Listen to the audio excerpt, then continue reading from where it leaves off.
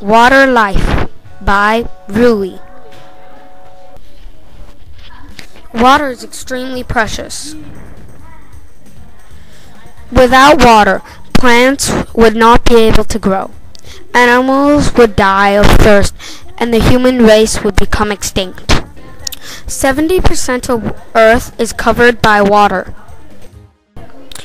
Most of it is salty, undrinkable seawater. So how does it turn into drinkable water? Well, the sun heats up the water and turns it into vapor. We call this change evaporation.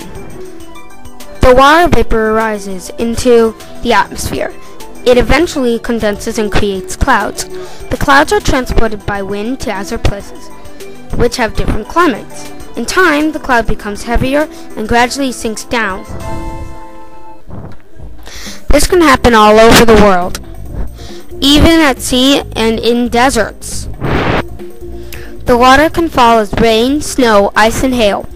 This precipitation isn't salty because the salt stays in the ocean. It doesn't evaporate. Most of us can turn the tap on in our houses, and water comes out. We do not have to go and collect water from the rivers because the water is transported through pipes to our homes. When water arrives in our homes, it is used in many different ways for many different reasons. The most vital use of water is for drinking. Our bodies are made of mostly water, and a balance must be maintained. The same is true for animals and plants.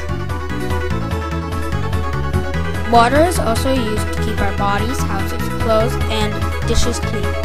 This is important because bacteria and germs could grow and make us unwell. The majority of food we eat is made by using water, either in its production or when it is being cooked. When we cook with water, for example cooking rice and pasta, we use the water not only to make them warm, but also to rehydrate it. Finally, water is used to flush the toilet. It is an effective way of removing human waste whilst reducing the odor. Industry needs and uses a colossal amount of water each day in order to make products for us. Water is consumed in vast amounts when making such common everyday items such as the production of clothes, paper, paints, pottery, plastic, and glass. However, water can also be used to generate electricity by damming up water supplies and forcing it through a turbine.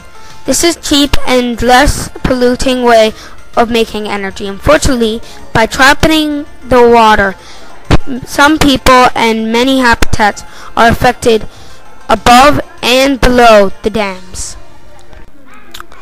Water can be polluted when people litter the water. When people wash their hands or clothes, all the bacteria goes to the river or sea, where some people